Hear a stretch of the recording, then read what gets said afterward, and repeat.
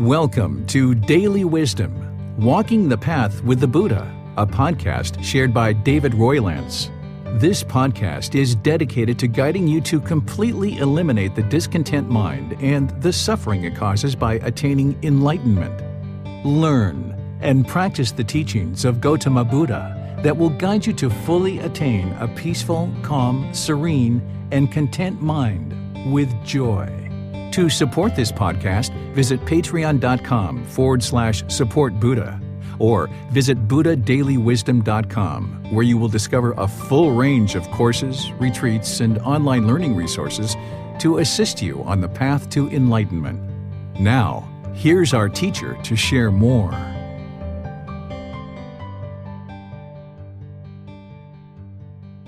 Sawadee Kap. Hello and welcome to Daily Wisdom, Walking the Path with the Buddha.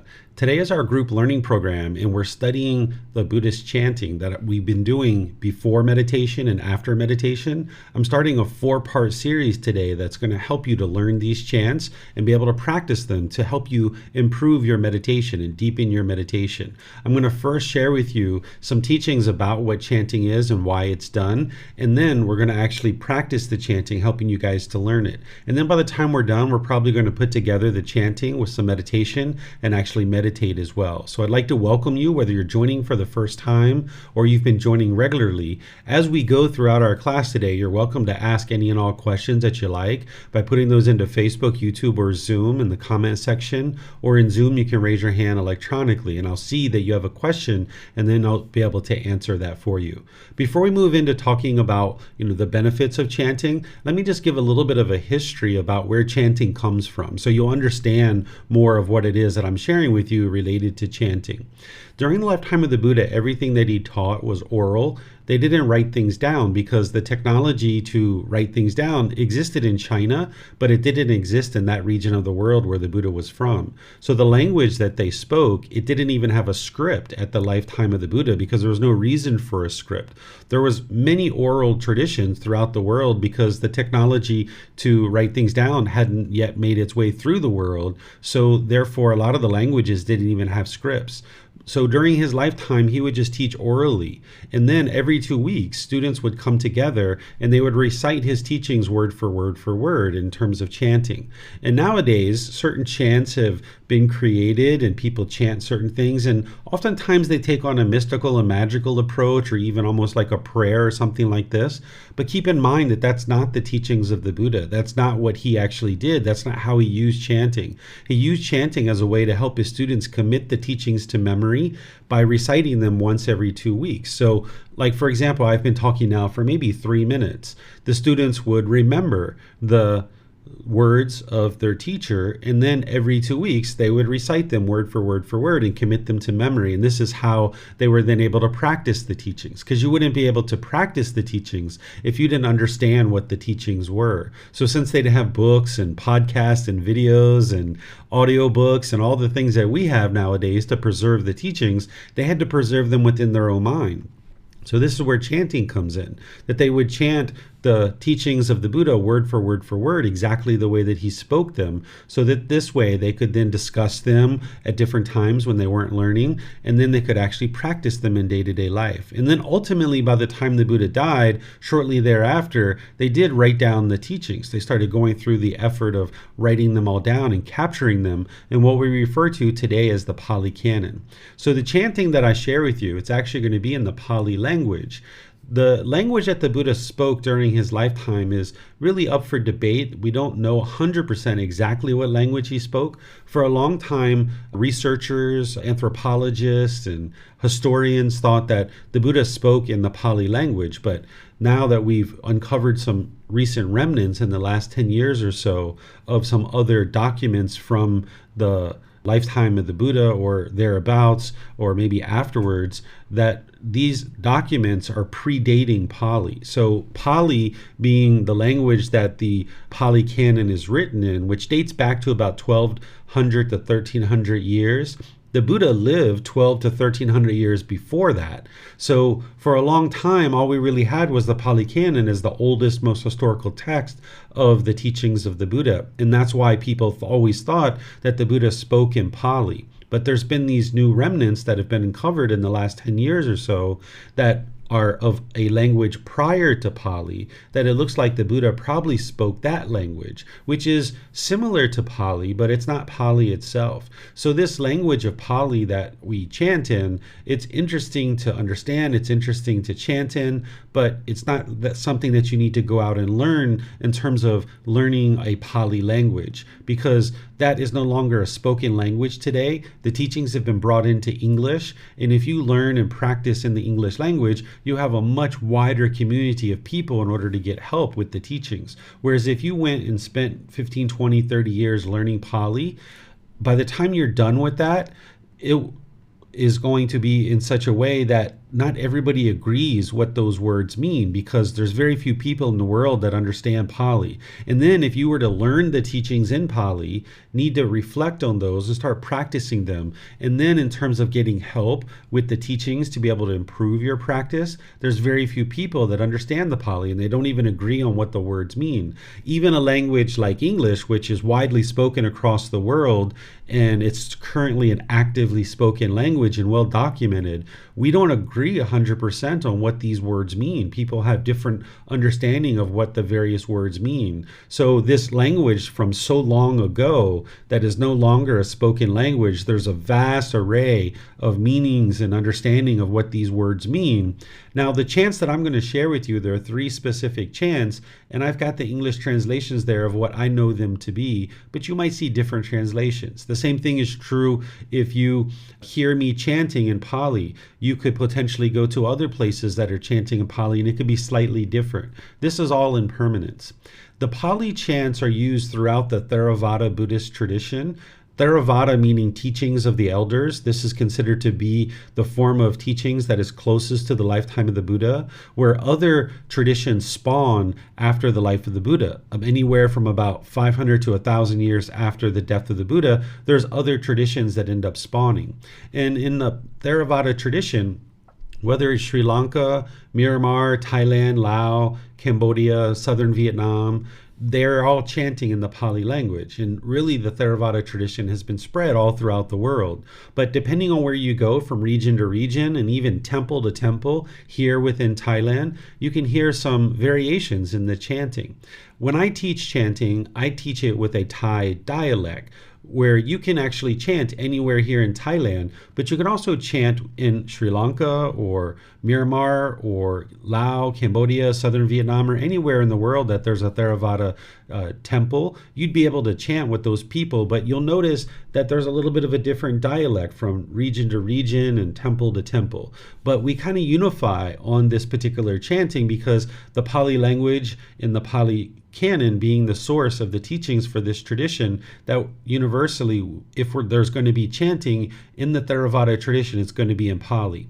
Whereas if you learn the Mahayana or Vajrayana tradition, you would need to first learn Chinese, for example, and then once you learn Chinese, you could chant in the Mahayana tradition in Chinese. Or if you were learning the Mahayana tradition in Vietnam, you would need to first learn Vietnamese, and then you could chant in Vietnamese within the Mahayana tradition. And the same thing is true with the other traditions. So the Pali chanting is like a unifying chanting that is done all throughout the world. But because of impermanence, you're going to hear slight differences from one temple to the other, one region to the other. You're going to hear different changes in dialect. But because I kind of grew up hearing the Thai people chanting, I chant in a way that people would probably consider to be Thai. So I'm going to walk you through understanding chanting and helping you to understand how to chant. But first, I'm going to explain to you the benefits of chanting so that you'll understand why I even share it and why I teach it. So to first help you understand the benefits of chanting, it's important to remember that when you read the words of the Buddha about meditation, and he talks about developing meditation practice of breathing mindfulness meditation, which is the primary form of meditation, he talks about setting up mindfulness in front of you. Before you move into meditation, he says, okay, before you meditate, set up mindfulness in front of you. This is kind of his guidance, that don't just plop down into meditation, but instead set up mindfulness in front of you. What he means here, if you remember what mindfulness means, is it means awareness of mind. So what you're interested in doing is setting up some awareness of mind within your mind before you start to meditate. Because if you were to just plop down in the meditation, it might be 5, 10, 15 minutes before you start really getting benefit from that, because you haven't set up mindfulness or awareness of mind before you start meditating. So chanting is a way for you to set up mindfulness in front of you, or awareness of mind. It helps you to develop concentration and memory, because in order to learn these chants, it's not going to be just in our class today. You're going to need to apply effort and energy outside of class, and it's going to hone your mind and develop concentration and memory. You can think about the mind like a muscle. If you lift weights in a gym, for example, your muscle is going to get stronger and stronger, and then when you are asked to move furniture for your friend or something like this, you'll have the muscles to be able to do that.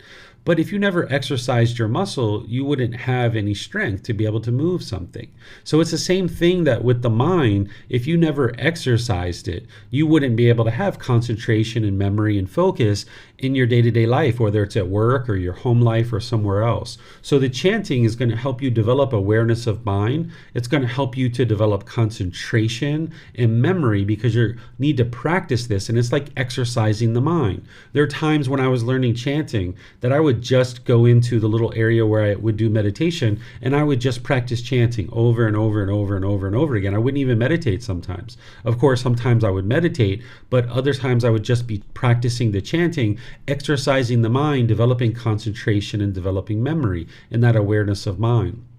You also develop awareness of the breath, which these are the things that you need in order to start meditation. You're going to need awareness of the breath and awareness of mind. So if you can gain that from a little bit of chanting, then when you start your meditation, you're getting benefit right from the beginning. Whereas if you have to kind of gather everything and kind of figure all that out as you're getting into meditation, like I mentioned, it can be 5, 10, 15 minutes before you're getting any benefit. But the chanting that we're going to be doing, it's about a 2.5 minute period of chanting. So in that 2.5 minutes, you're getting all these benefits that I'm talking about here. Specifically here, awareness of mind and awareness of breath, so that when you ease into meditation, you've already got awareness of mind and awareness of breath, and you can just start getting benefit in your meditation. One of the things that happens with the mind when there's craving, desire, attachment in the mind, the longing, the yearning, the chasing after things, which is what you're working to eliminate on the path to enlightenment so you can get to the peace and joy, is it tends to be very active, and it tends to be go, go, go, go, go, go, go, go, go, go. You might find that to be true about your life, is that you're just kind of making decisions very rapidly. Go, go, go, go, go, go, go, go, go. And then you stump your toe, or you drop something and break it, or you stumble over your words and you say something that you regret, or you slam a door of your car or your house without realizing it, and maybe you break a window or something like this. So by go, go, go, go, go, go, go, you're making decisions based on craving, desire, attachment. And what you would like to do is slow things down. You'd really like to just slow down and not just go fast throughout your day. If you're rapidly moving through your day, the mind's having to fire very quick, and make lots of quick decisions without really thinking them through. And each decision that you're making, it's going to produce some kind of result. This is the natural law of Gotama, of cause and effect. There's going to be a result with every decision you make. So if you're rapidly making decisions really quickly throughout your day, you're not giving your mind an opportunity to think through what would be wise. And with all those pollutions in the unenlightened state, you're oftentimes putting out a lot of unwise decisions. So meditation is helping to slow the mind down, but so is the chanting. The chanting is helping to slow, relax, and ease the mind into meditation so that you can now process things around you. So the chanting and the meditation, it's like exercising the mind. And now when you're doing that in meditation 2 or 3 times a day, now when you're in your daily life, you can notice that the mind will function more slow. And sometimes we think that slow is less productive, right? This is kind of like the delusion or the confusion or the misunderstanding and misperception of the world, that people think if I just go, go, go, go, go, go, go, go, go, go, go, I'm being more productive. But when you're go, go, go, go, go, go, go, go, go, you're making unwise decisions that are producing unwholesome results. So that means you got to clean all that stuff up. If it's a matter of making 30 decisions and then you have to come back around and clean everything up because of all these unwholesome results that you're experiencing, that's unwise. But if you could make 10 or 15 decisions that are really well thought out, and every single decision is a wise decision, and it's producing wholesome results for you, and there's nothing to clean up. It's just forward progress. Where with 30 decisions, rapid fire, and you have to circle back and clean all that stuff up, and sometimes you can't clean it up because you've damaged a relationship. This is really unwise. So you'd rather make 10 or 15 really well thought out decisions that are going to produce wholesome results. So by slowing the mind down, relaxing it, and easing it into meditation through this activity of chanting, and then doing the same thing in the meditation itself by slowing down the breath and focusing the mind on the breath, now you've got something that's very tangible that you can go out into the world and you can start practicing where your mind is making wise decisions, nice and easy and well thought out. Then another reason why I do chanting is that you might notice early on, it's a little bit of a challenge for you to notice improvement to the condition of what you're experiencing in life, because oftentimes the mind is so deep into the darkness and you have so much difficulties around you, depending on where you are in your life. You might find that it's very challenging to get some forward progress in certain areas of your life. And you might be having trouble with determination, dedication, and diligence. You might start being complacent in your practice. So having a way to see that you're improving in your practice is very helpful. And if you're only looking at things, subjectively about what's going on in your life, then you might not see the indication of the improvements and the changes, because sometimes they're very slow and very gradual.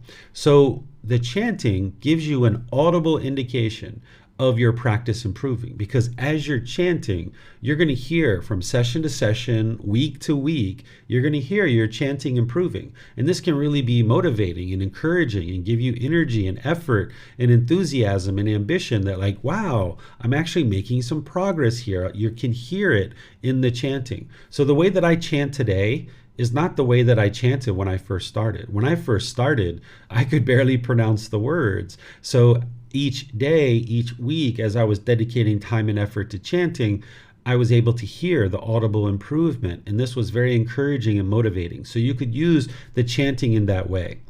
The chants that I share with you have been handed down throughout many, many generations.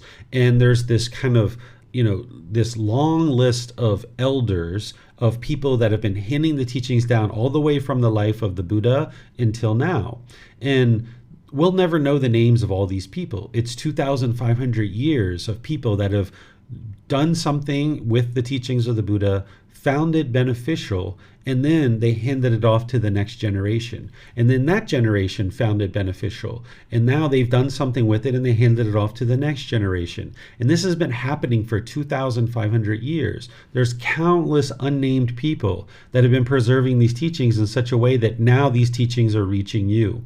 So I have an enormous amount of respect and gratitude for these elders, and Gotama Buddha himself, of course. Because if you learn and practice these teachings and you see the significant benefits that it's improving the condition of your mind in your life, you might come to the realization that, wow, all these people long before you found all this benefit in these teachings, and that's the only reason why you're receiving them. So the chanting, when I chant, it helps me to cultivate, and has helped me to cultivate, this respect for the elders and for Gotama Buddha himself. You're going to need to have respect and gratitude for people around you in order to get to enlightenment. So if these chants help you to produce respect and gratitude for the elders and Gotama Buddha, this can be really helpful in understanding that there's this long line of people that have been sharing the teachings over all these years. And you'll never know the names of these people, but this will help you to cultivate respect potentially for them and gratitude, as well as for Gotama Buddha himself.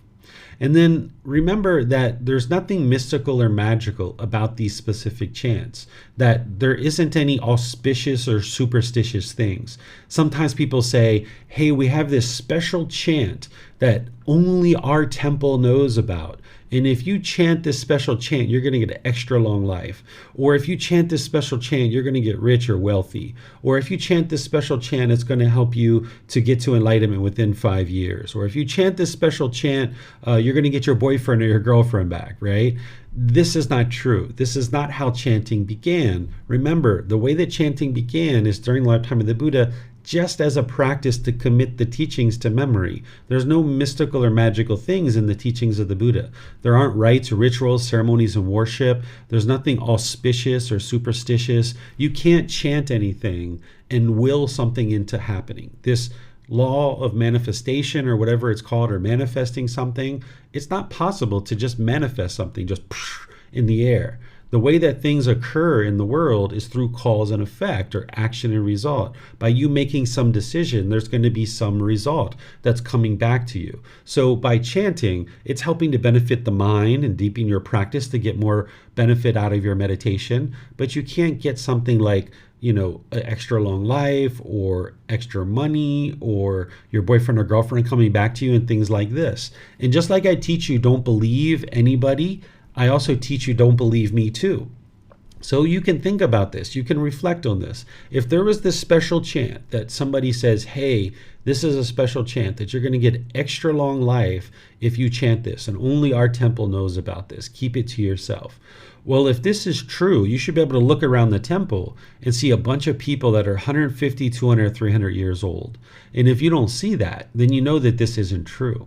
And if you know anything about the world, if there was truly a chant that would give you that extra long life, or that would instantly make you rich, or would bring your boyfriend or girlfriend back, don't you think that that would have spread like wildfire through the world? There's no way that there's any particular place that has this little special chant that only they know that is going to make you instantly wealthy or instantly rich. And again, if that's what they're saying, everybody in that temple should be rich and wealthy. Not that that's going to lead to any kind of beneficial results necessarily. That's not what's going to lead to happiness. But oftentimes people think that that's what's behind the chanting, that it's going to instantly dissolve your unwholesome karma or something like this. So these chants, they're not mystical or magical. It's not prayer. It's not worship or anything like this. When you see the chants that I share with you in the English translations, there's a lot of respect and gratitude and admiration for the Buddha in these chants. I suspect that the Buddha himself didn't actually create these chants. They were probably created by his students, either during his life or after his death. Because a Buddha doesn't walk around teaching people to chant things to them out of admiration or respect. A Buddha wouldn't go around and say, okay, students, come around. Let me teach you these chants as a way to respect me and honor me and show me admiration. A Buddha wouldn't have done that because they would have eliminated their ego and they wouldn't have been interested in that kind of thing occurring. So during the lifetime of the Buddha, he was asked, what's the best way to respect you? And he said to learn and practice the teachings. Because if you learn and practice the teachings, you're getting closer and closer to enlightenment. That's the way the Buddha taught to respect him. But somewhere along the line, people have created these chants as a way to honor and respect and have gratitude and admiration for the Buddha. So these chants that I'm going to teach you, it's those chants. And like I mentioned, I don't think the Buddha actually created them himself. So therefore, you know that, this isn't something mystical or magical, because the Buddha never taught anything mystical or magical. He says it very clearly in his teachings that there is no superstition or auspicious things in his teachings. So you can know that to be true from his own teachings, his own words, and you can see that he's teaching the natural law of karma, of this cause and effect or action and result, that there isn't anything like that in his actual teachings. Because there's never been a time where you've prayed for anything or you've chanted anything and then poof, magically something occurred for you. This would be like a genie in a bottle or something like that. So keep in mind that these are the benefits that you're accomplishing. Is you're setting up mindfulness in front of you, which is the awareness of mind, the concentration, the memory. You're developing that, this awareness of the breath, kind of slowing down and easing the mind into meditation. And you can have this audible indication to improve your practice. And then there's a certain amount of respect and gratitude that can be cultivated for the elders in Gotama Buddha. So let me pause and see if you guys have any questions before we move into actually learning the chants. You can put your questions into Facebook, YouTube, or Zoom, or you can raise your hand in Zoom and ask any questions that you like. Okay, I'm not seeing any questions anywhere. So I'm going to move into sharing the chants with you guys. This first one that we're going to be learning, it's referred to as the triple gem or the triple jewel. And this is a common chant that you'll hear at the opening of pretty much any event within the Theravada tradition. They will usually start with this, that an ordained practitioner or somebody associated with the leadership of that venue will start chanting this particular chant. And the reason why this one is so common is because it pays respect and gratitude to the Buddha, the teachings, and the community. This is called the triple gem. In order to get to enlightenment, you would need to have confidence in the Buddha, you would need to have access to his teachings, and you need to be part of a community. These are the three things that you need in order to get to enlightenment. You wouldn't be able to get to enlightenment if you just had one of these things, or if you just had two of these things. If you had confidence in the Buddha and you had access to his teachings, you wouldn't be able to get to enlightenment because you're not part of a community. You wouldn't have a teacher. You wouldn't have other people to learn from. If you had access to his teachings and you were part of a community, but you didn't have confidence in the Buddha, you wouldn't be able to get to enlightenment. Or if you were having confidence in the Buddha and you were part of a community, but you didn't have access to his true teachings, you wouldn't be able to get to enlightenment there either. So you need all three of these things. Even just two of them wouldn't be able to provide you what you need in order to get to enlightenment. And you may not have confidence in the Buddha right now, and that's okay. You do have access to his teachings and you are part of a community. But slowly but surely, as you're investigating those teachings and you're learning more and more from the community and you see the improvement to the condition of your mind, that's what will grow your confidence in the Buddha as you see the teachings really benefiting you. So the way that I'm going to teach you with each of these chants is I'm going to first do it once myself just so you can hear it, just one time through. Then I'm going to go through a second time and I'm going to show you where the breaths are, where you can take a breath. It's a potential place to help you learn how to breathe during the chanting, because that's very important. Then I'll go through a third time where all of us will do it together and I'll guide you in the chant and where to take a breath. And then we're going to do it a fourth time where I won't guide you or anything. We'll just be doing it together as a group, just one time through.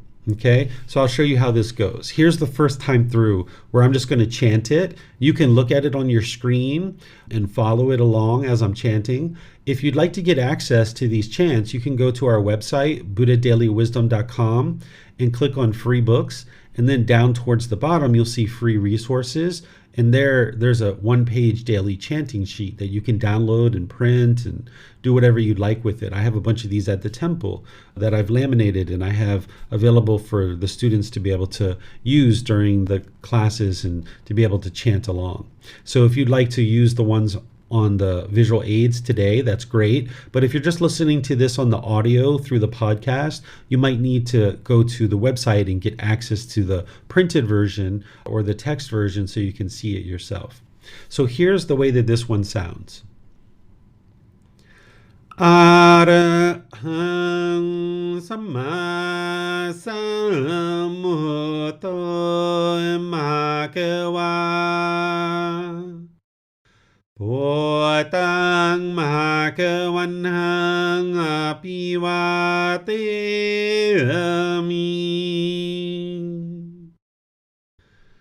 Savakhato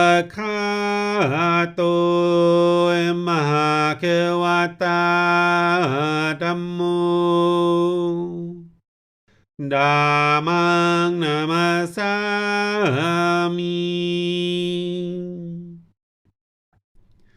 Supatipano Bhagavato Sāvaka Saṅkho Saṅghang Namami.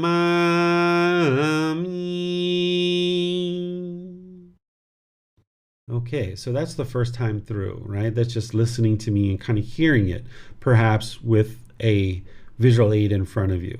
Now what I'm going to do is I'm going to go through it and I'm going to show you where the breaths are, that you can take a breath. And you might notice at the end of each phrase, I do a little bit of a bow. When you're in a large community, you might see people bowing to the floor. They're usually bowing to the front of the room where there's typically large statues, Remember, the Buddha never taught us to make statues of him, but oftentimes people do. And it's kind of like the anchor, the focal point of the event. So people are usually bowing as if the Buddha is standing there himself. So people will typically bow to the floor, or if you notice what I did, because I'm sitting in a chair, is I just brought my hands up to my forehead, placing my thumbs at the eyebrows, and then just kind of bowing the head a Y. Okay, so you're welcome to do this. Remember, this is your practice. What you choose to do is up to you.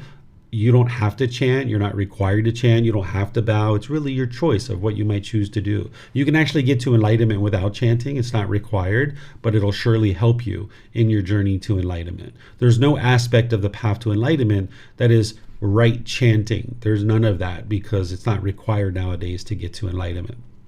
So here's where the breaths are. I take a nice deep breath at the beginning, and now I chant. Arahang Samma Sambuddho Mahakawa. And then there's a breath here. Bhutang Mahakavanang Apivateyami. And then if you're going to bow here, you can be breathing as you're bowing. But if you're not going to bow, you would just take a nice deep breath here. Sawakato Mahakavata Dhammo. Breath here. Dhammang Namasami. Again, a bow here, and you can take a deep breath there if you like. Supatipano Bhagavato. Little breath here. Savakasankho. Little breath here.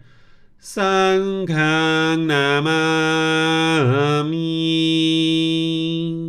And then there's a bow there, where you normally take a nice deep breath and move into the next chant. But we're just going to focus on this one, okay? So that's the second time through. Now we're going to do it a third time through, where you and I and everybody else will be chanting together, and I'm going to guide you to help you understand where the breath is. So if you'd like to bring your hands together, palm to palm, you can. Again, it's your practice. You can decide for yourself what you'd like to do. But here you would just take a nice deep breath, and now chant. Arahang Samma Sambuddho Mahakawa. Breath. Bhutang Mahakavanang Apivateyami. A breath with the bow. Savakato Mahakavata Dhammo. Breath. Dhammang Namasami. Breath with the bow. Supatipano Mahakavato. Little breath. Savakasankho. Little breath. Sanghang Namami. Okay, there's a bow there with a nice deep breath. Okay? All right, give yourself a round of applause. Yay! All right. All right, so now we're going to do it the fourth time through without any guidance. We'll just practice it as if we're chanting it as a group without guidance or anything like that, okay?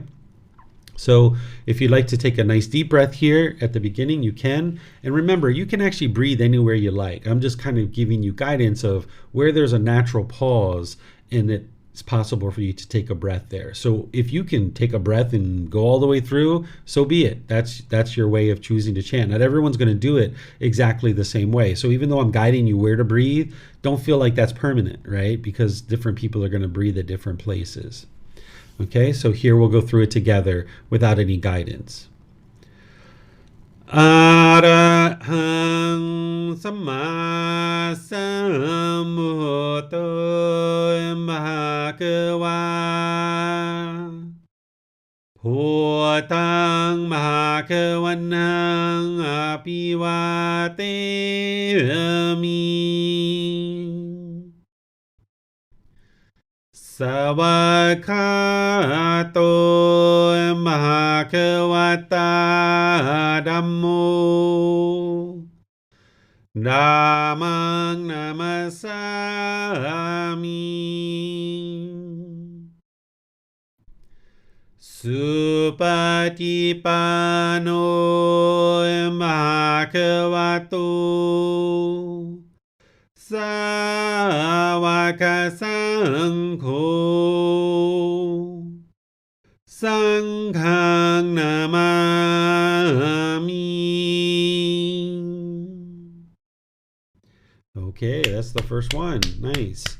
Okay, so this is the triple gem or the triple jewel. Very common chant. You can see the translations here if you guys have any questions on the pronunciation or the translations or anything about the chanting, let me know.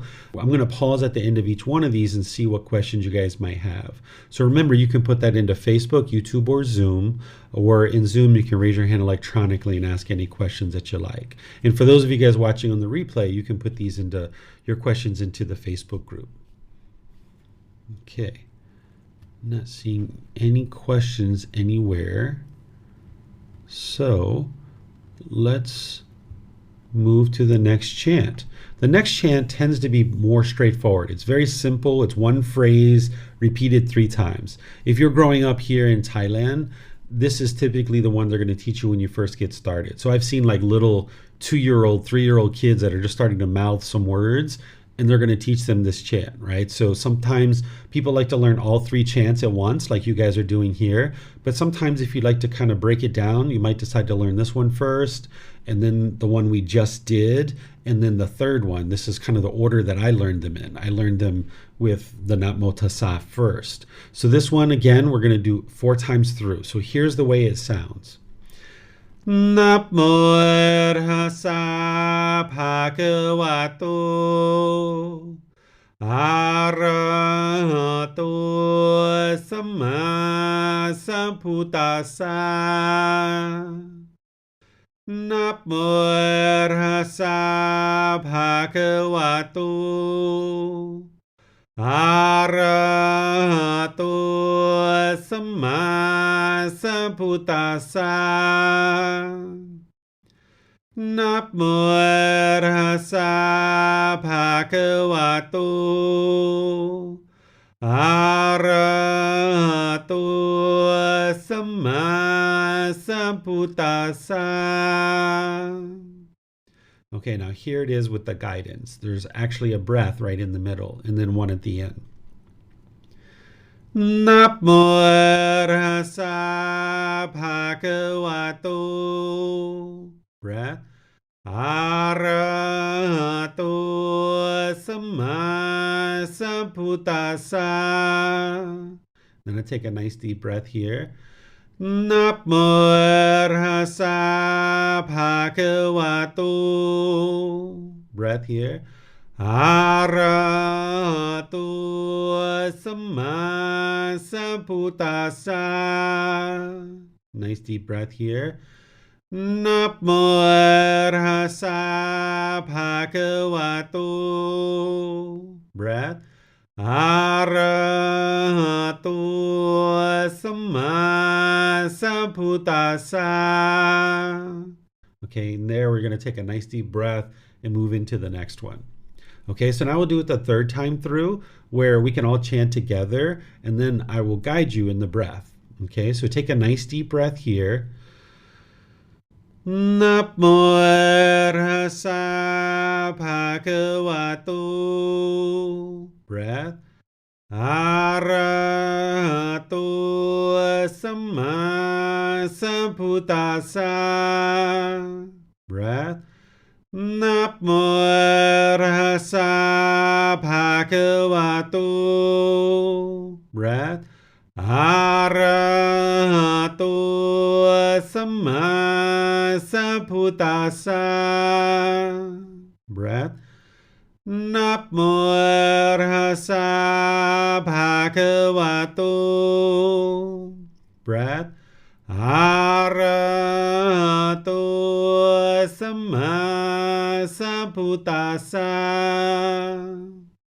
Okay, so that's the 3rd time through. Now we'll do it a fourth time, but I'm not going to provide any guidance here. Just go through and you'll know where the breaths are because you'll hear the natural pause. Okay? Namo Tassa Bhagavato Arahato Samma Sambuddhassa. Namo Tassa Bhagavato Arahato Samma Sambuddhassa. Namo Tassa Bhagavato Arahato Samma Sambuddhassa. Okay, good job. Give yourself a nice little clap. Give you some encouragement. Okay, so let me know if you guys have questions here on this one. You think you guys know how to do that through Facebook, YouTube, or Zoom, or raising your hand in Zoom.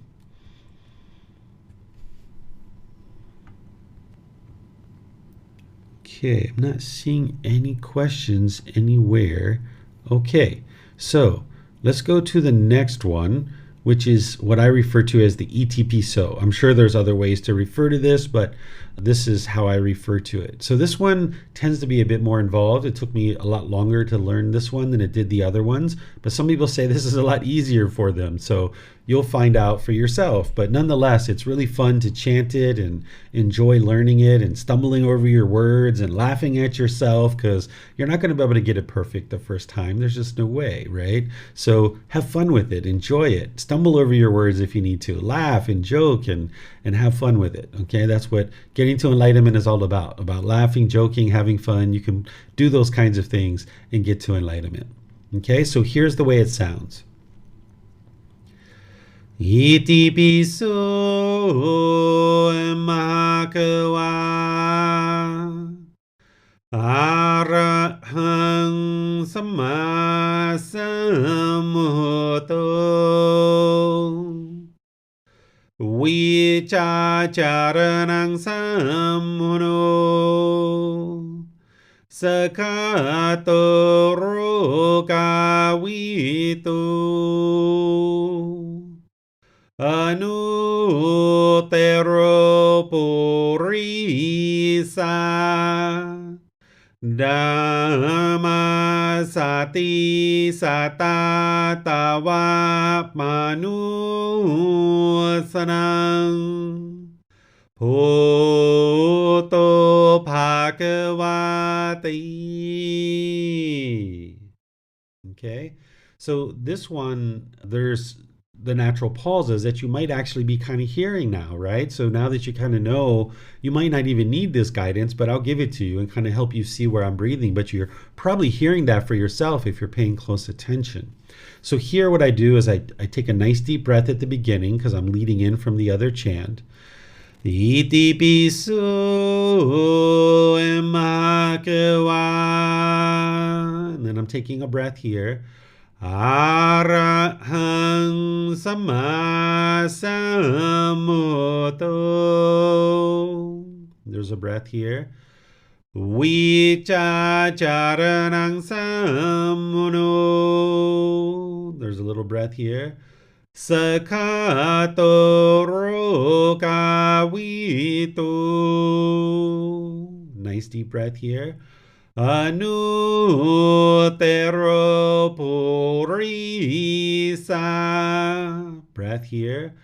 Dhammasati satatawa manusanang. Breath here. Bhoto bhagavati. Okay. So as I mentioned, from temple to temple, region to region, you'll hear chanting done slightly different. Here at the end of this one, I kind of drag out the Bhagavati because from there I slip into meditation. But oftentimes you'll hear people here in Thailand, they'll just abruptly end it. They'll say Bhagavati and they'll just stop it. Okay, so I just kind of drag it out because I think it sounds nicer and it leans into the meditation. Okay, so now let's do it the third time where I'll be chanting and guiding you where the breath is, and you can be chanting along as well. So take a nice deep breath here. Iti pisu mahakava. Breath. Arahang samma sambuddho. Breath. Vichacharanang sammuno. Breath. Sakhato rukavitu. Breath. Anutero purisa. Breath. Dhammasati satatavapmanusanang. Breath. Bhutto bhagavati. Okay, so that's the third time. So now what we'll do is we'll do it a fourth time through where I won't be guiding you on the breath. And I'm actually going to get a little drink of water here. You guys might need one too.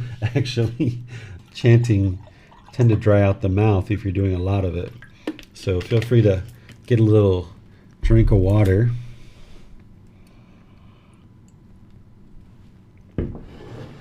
Okay, there we go. So now let's do it the fourth time through, and I won't guide you on the breath. Okay, so here we go. Iti pisu mahakava. Arahang samma sambuddho. Vichacharanang sammuno. Sakhato rukavitu. Anutero purisa. Dhammasati satatavapmanusanang. Bhutto bhagavati. Okay, clap it up, clap it up. Third one. All right, that's all three chants that I typically do before meditation and then after meditation as well. So let me see, we're going to do some more practice and some meditation here, but let me see if we have any questions coming in from anywhere. All right, I don't see any questions anywhere. Okay. All right, so this is what we'll do from here. Let's go through all three of them without guidance, without stopping and doing each one. Let's just go all the way through. The triple gem, the Namo Tassa, and the Itipiso. This is just kind of putting all three of them together. I'm going to flip the visual aids, or if you have the chanting sheet in front of you, you can use that. Some people like to put the chanting sheet in front of them like this. I'll show you for those of you guys that have the chanting sheet.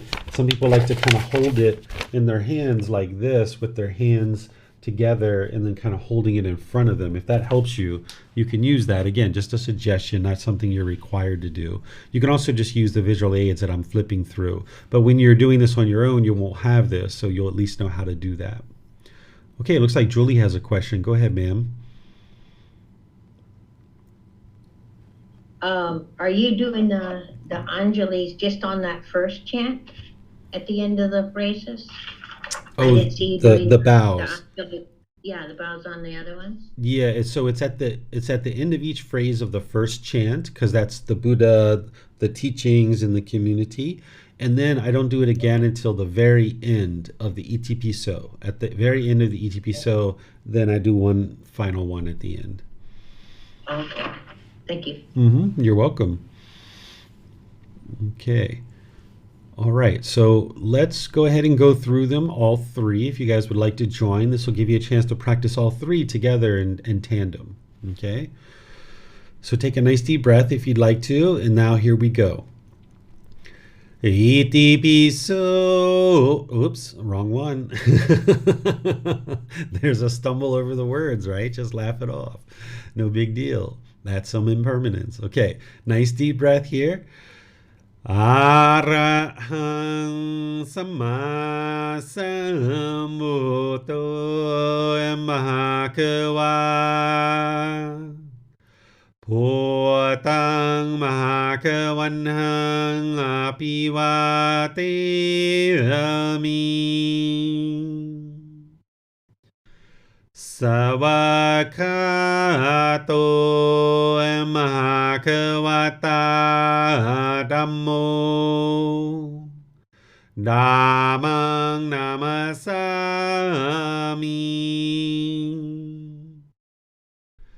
Supatipano Mahakavato Sāvaka Saṅkho Saṅghang Namami Namo Tassa Bhagavato Arahato Samma Sambuddhassa Namo Tassa Bhagavato Arahato Samma Sambuddhassa Namo Tassa Bhagavato Arahato Samma Sambuddhassa Iti piso Mahakawa Arahang Samma Sambuddho Vicacaranang Sammuno Sakato Rokavito Anutero Purisa Dhamma Sati Satatava Manuasanam Poto Bhagavati. Okay. Nice claps. Yeah, clap it up. All right. Good job, everyone. Okay, so let me see if there's any questions on the learning of the chants, and then I have one more thing that I'll propose that we do before we end the class, and I'll leave it to you guys if this is what you would like to do or not. So let me know if you guys have any questions. Put that into Facebook, YouTube, or Zoom, or raise your hand in Zoom and ask any questions that you like. Okay, I'm not seeing any questions anywhere. Oh, there we go. Julie, yeah, I have a question. Yes, ma'am. It sounds like on that last one that in a couple, 3 different places that there's some syllables that you're doing that aren't on there. Okay, which ones? I'm not sure exactly where they fall, but they're in the third one. Okay. There's some like little extra ones here and there. I don't know. You would have to probably say it, and I could stop you. Okay, sure. Here we go. Anutero po. No. I mean the whole from ETP. Oh, from ETP. Okay. ETP so makawa. Right there. Pakawa. Sometimes people tell me it sounds like an M, and I noticed this because when I started teaching with a microphone at the temple, it's kind of a very sensitive mic, so I've kind of softened the p to a m to a M sound. So it is a pakawa, right? It's a pakawa, but I noticed that I tend to soften that so you don't get the big puff of air. So there's not something microphone in between the so and the bhagawa. No, it's iti so and bhagawa. But what you're hearing me say is Okay. Yeah. Yeah, I'm kind of like softening the P to an M because the microphone at the temple is so sensitive and it gets a big blow of air on the live stream. Oh. So rather than blast everybody's ears out, I'm doing something that's a little Okay. bit softer. Then there's a couple of more times in there's two where there's places, and so maybe it's the same kind of thing then. Yeah, so let me go I don't through know. it. Iti Okay. piso bhagava arahang samma sambuddho vichacharanang sambuno sakhato rogavitu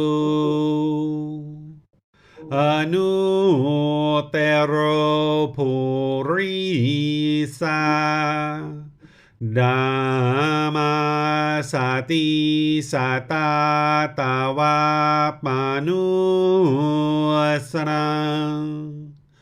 Bhutto bhagavati. Thank you. Yep. So when you guys are practicing these at home, there's a YouTube video and there's a podcast where it's just the chants for 2.5 minutes. So sometimes people like to hear it when they're actually learning. And I recorded those like several years ago before I started using the microphone at the temple. So they should be more in line with what you're seeing here in the text. Okay, so it looks like we have a question coming in from Julia. We have Julie and Julia. So here it says, thank you so much, Teacher David.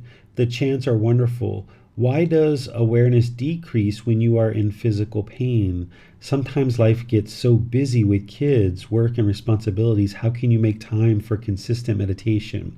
So when there's physical pain that occurs in the unenlightened state, the only way that the mind knows how to get back to something that's somewhat comfortable is to crave.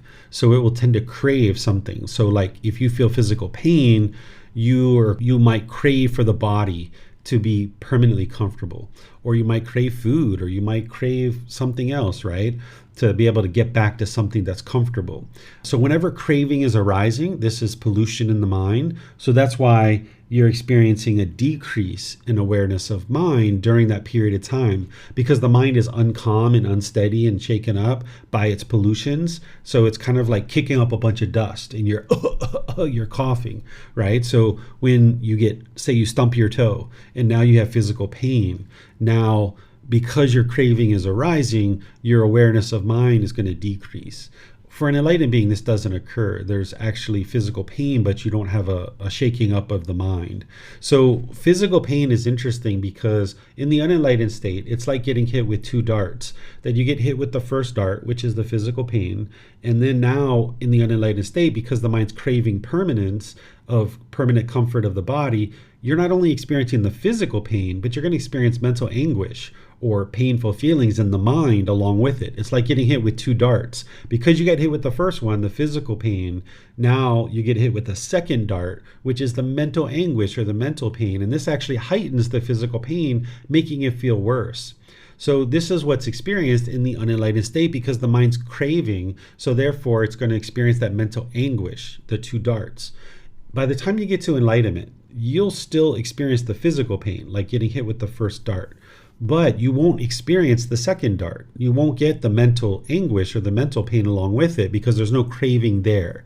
So the physical pain that you experience in the enlightened mental state is very muted. It's a mere fraction of what you once experienced in the unenlightened state, that is very muted. And it doesn't last for very long. And you'll notice that your mind can continue to stay peaceful and joyful. So as an enlightened being or very close to it, as you stump your toe, you're just going to probably laugh it off. You're going to rub it off as, oh, wow, that hurts. But your mind isn't experiencing mental anguish because you know it's impermanent and it's going to come and go. You're not craving, so you don't experience that mental anguish. In the unenlightened state, you stump your toe. Yeah, you got the physical pain, and then all this mental anguish comes in. You might be cussing and upset and angry and irritable and grumpy and all these other things that go along with it. So one of the best things you can do during physical pain is just remind yourself that it is impermanent. It's not permanent. And then just make wise decisions to make it as impermanent as possible. So I think with you, Julie, you received an extraction of your tooth. So whether it's medication or whether it's healthy foods or whatever it is that you need to do in order to repair the body, make those wise decisions so that you can get back to health, and understanding all the while that this physical pain is impermanent, and just keep making wise decisions to get back to health as soon as possible. And then when you're healthy, remember that that's impermanent too, that it's only a matter of time before this body is going to be unhealthy again. It's only a matter of time, right? Because of this body is impermanent. In terms of making time for meditation, when you have children, particularly you have young children, I think 3 years old and even one younger than that, you're going to need to take it when you can, right? Like, it's the same thing like sleep, probably. You just take it when you can, right?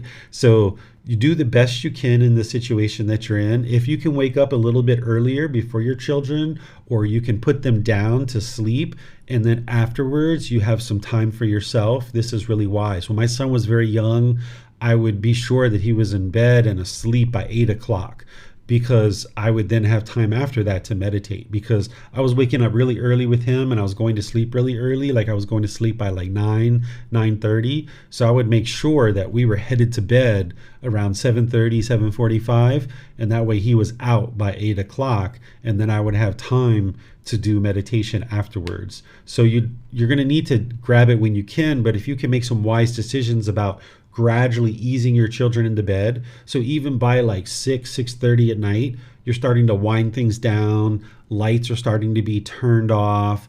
You're starting to lower the volume of the television, things like this, trying to ease everybody's mind into sleep, so that then by the time whatever bedtime is, that they're kind of easing into sleep, and you've got a little bit of time afterwards for yourself. And that's the way that I would recommend for you to do it. Okay. All right, let's see if we have any more questions anywhere. Okay. All right, so this is the learning of the chants. And typically what I do here, and I'll leave it up to you guys if you would like to do this, is usually what I do is I'll invite you guys to do some meditation where we will put the chants together, all 3 of them, and then we'll go into meditation. I'll guide you in a breathing mindfulness meditation session. Then there's a period of time where it's just quiet, and then we come out with some more chanting. So putting the chanting together with the meditation. Would you guys like to do this? I see Julie shaking her head. I can't see you, Julia, but okay. So what I'll do then is go ahead and do this. I'm going to put this together with the meditation. So if you guys would like to chant along to ease into meditation, you'll kind of put together the chanting and the meditation part, because you've already learned the meditation part. Okay, so let me get a little bit of a drink, and then you guys, we can get ready to chant and then go into meditation here. Okay, so just like we always do, where I'm chanting and guiding you in meditation, but this time you can join in with the chanting because you know it now. Okay.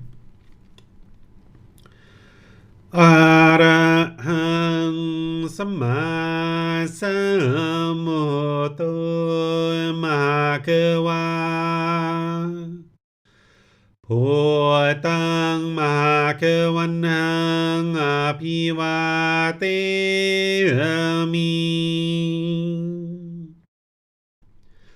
Savakato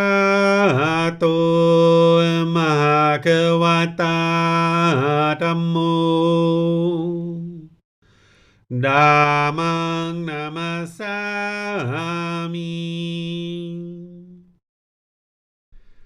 Supatipano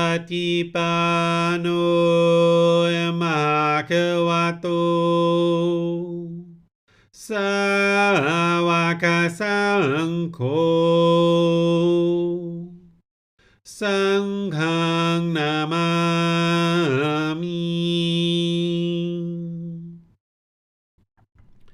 Namo Tassa Bhagavato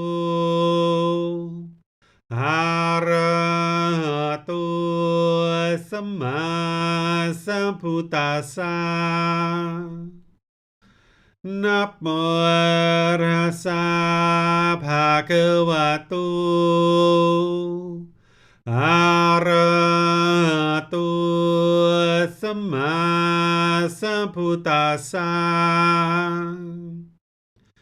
Namo Tassa Bhagavato Arahato Samma Sambuddhassa. Iti pisu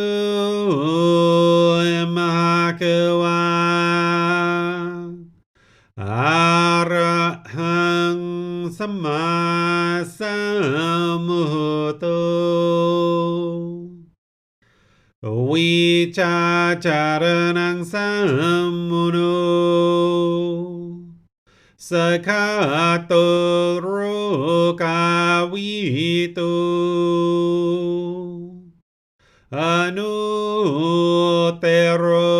purisa Dhamma sati satatawa manusanang Poto Bhagavati.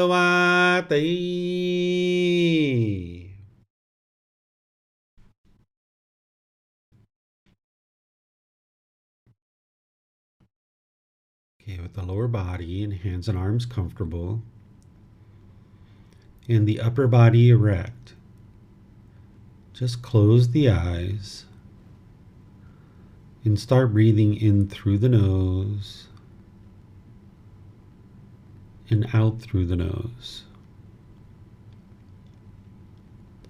Here you're just looking to establish the breath. A nice, natural, steady, consistent breath. Not forced or controlled, just a gradual inhale through the nose, experiencing the full breath. And then, when you're ready, exhale out through the nose. Breathing in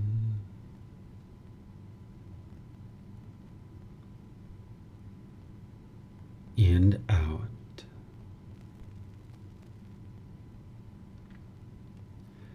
Breathing in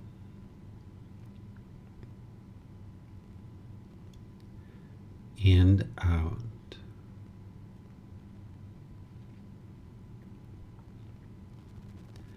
Your breath may not match up with the guidance that I'm providing, and that's okay. This is your practice. I'm just here for guidance. You can use this voice as a reminder that whenever you get to the next inhale, breathing gradually through the nose, developing a nice, natural, steady, consistent breath. And then, whenever you're ready, exhale out through the nose, experiencing the full breath. Breathing in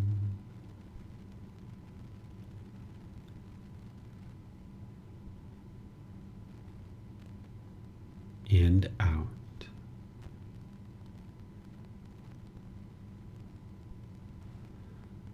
Breathing in and out.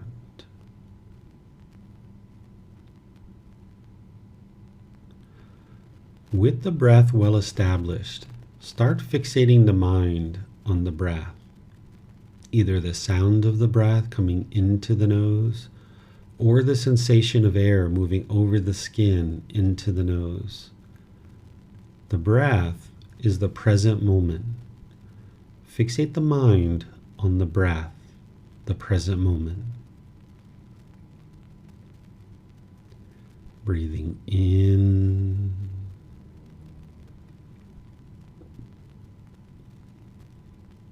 and out.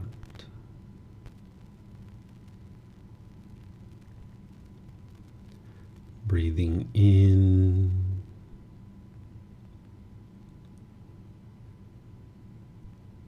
and out.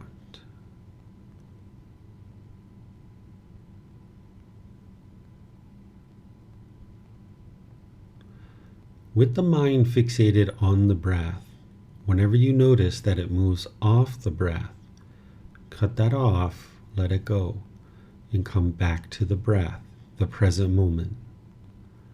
No need to observe the thought, label it, judge it, analyze it, or even try to figure out where it's coming from.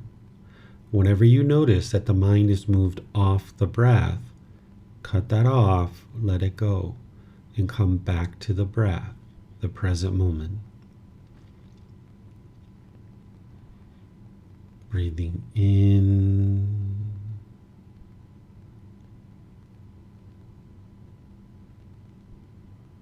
and out.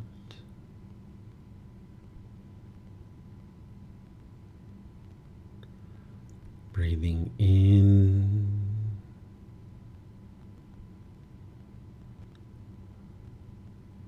and out.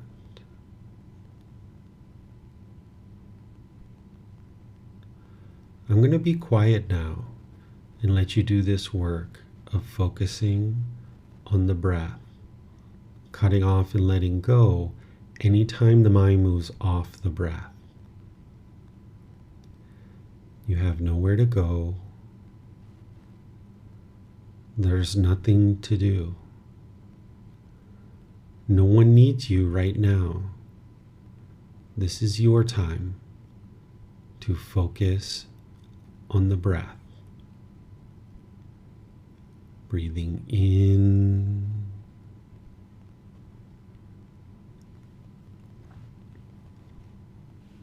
and out.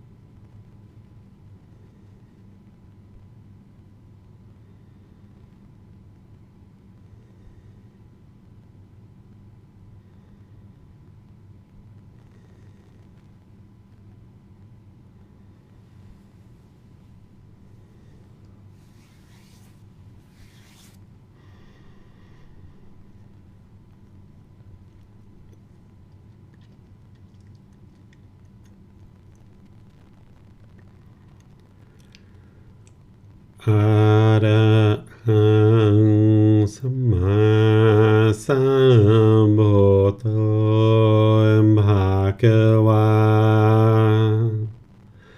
พุทธังภะคะวันตังอภิวาเทมิ สวากขาโตมหาควตาธัมโมธัมมังนามัสสามิสุปฏิปันโนภะคะวะโตสาวกสังโฆสังฆังนามามินะโมตัสสะภะคะวะโตอะระหะโตสัมมาสัมพุทธัสสะนะโมตัสสะภะคะวะโตอะระหะโตสัมมาสัมพุทธัสสะนะโมตัสสะภะคะวะโตอะระหะโตสัมมาสัมพุทธัสสะอิติปิโสภะคะวะอะระหังสัมมาสัมพุทโธวิชาจารนังสัมโมโนสกขาโตโรกาวิโตอนุเตโรปุริสาดามาสติสัตตาตาวามานุสนังพุทโธภะคะวะติ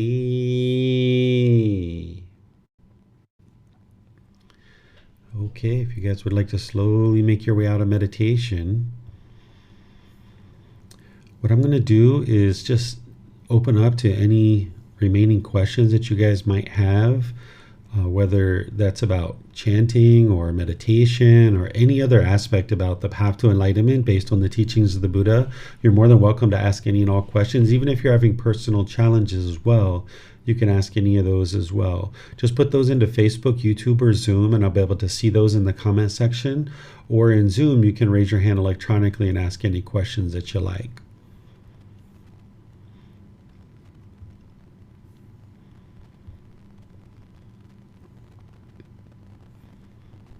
Okay, I'm not seeing any questions anywhere. Okay, so you guys probably know by now that you're always welcome to ask questions in live classes. You can post in our Facebook group, you can send private messages, or you can schedule personal guidance that we can meet in Zoom or here wherever I am in either Chiang Mai or anywhere else in the world. We can sit down and meet face to face and I'll be able to help you. Those are the 4 ways to get help. Ask in online classes, any of the live classes, even here in Chiang Mai, post in the Facebook group, send a private message, or schedule personal guidance. You'll be able to get help all of these ways. So what I would suggest you guys do from this point forward is practice these chants as part of your meditation, but maybe even just practicing them by themselves, even without the meditation. I used to go into my little area where I would do meditation when I was living back in America, and I would do the Arahang Sama Sambuddhasa 3 times. I would do the Namo Tassa 3 times, meaning I would chant it 9 phrases. Then I would do the Iti Piso 3 times. And then that might take me, maybe 10 minutes. And then I would just be done and like just kind of go do something else, just a short little practice. And I would just kind of step in and do that once or twice throughout my day. And then when I was meditating, I would do it once on the way in and once on the way out. And this is the way you memorize it and commit it to memory. Or the other way you could do it is you could do the Arahang Sama Sambuddhasa, the Namo Tassa, the Iti Piso. Then again, Arahang, Namo Tassa, the Iti Piso, and go through it 3 times that way, and that'll really help you as well. I see we have a question coming in, or maybe there's just a comment. Let's see.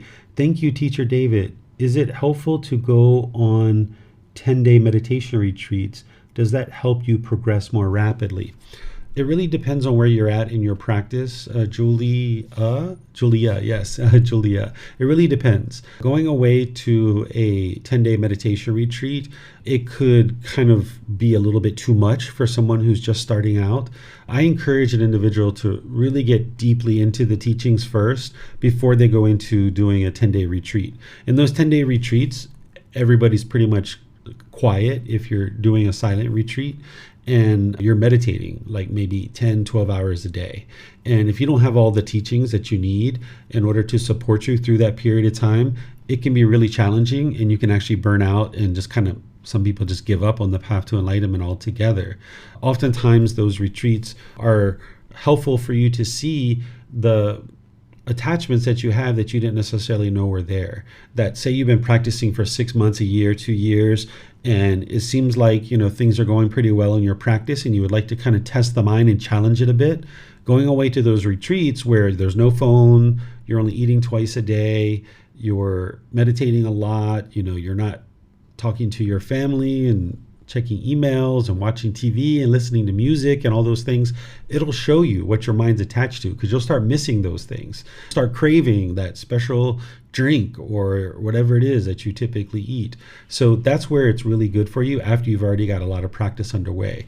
The Buddha was asked this question during his lifetime too, that there was a student that came to the Buddha and he was a new student and he was interested in going off into the forest and spending time all alone and meditating. And the Buddha was encouraging him to stay with the community and learn the teachings.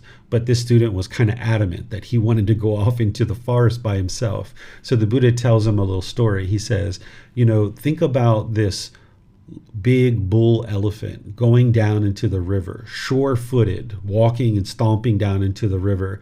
And then there's this strong current of the water that's, washing over the elephant. And the elephant is, spraying water over itself, bathing and frolicking in the water and having a good time.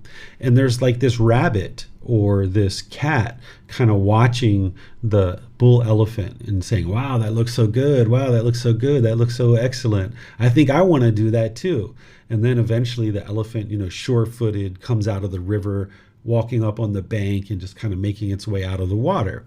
And of course, the elephant was just fine. So now the rabbit or the cat decides to go into the water. And right away, when the rabbit goes into the water, vroom, it gets washed away by the current. Because the rabbit was thinking, oh, I'm a bull elephant, I can do this. But the Buddha was trying to say, hey, you're not a bull elephant yet. You're just a rabbit. You're just a hare. You're just a cat. You haven't really developed the teachings yet. You're not a strong elephant to be able to handle that strong current of being away in seclusion, because this is what it was to go away in the forest, is be in seclusion. And that's what these retreats are nowadays. This is like during the lifetime of the Buddha, people would go off into the forest. Nowadays, we have organized retreats that some people teach as silent retreats, and you might go away there and you get washed away by your own thoughts, your own feelings, your own emotions, your own cravings and desires. So I would encourage you to build up your practice first, so that while you might decide to do that someday, you'll have the teachings and the mental discipline to deal with whatever comes up during those 10 days. Because if you don't have the wisdom and you don't have the practice well developed, you can go away into one of those 10-day retreats and get washed away like the cat or the hare.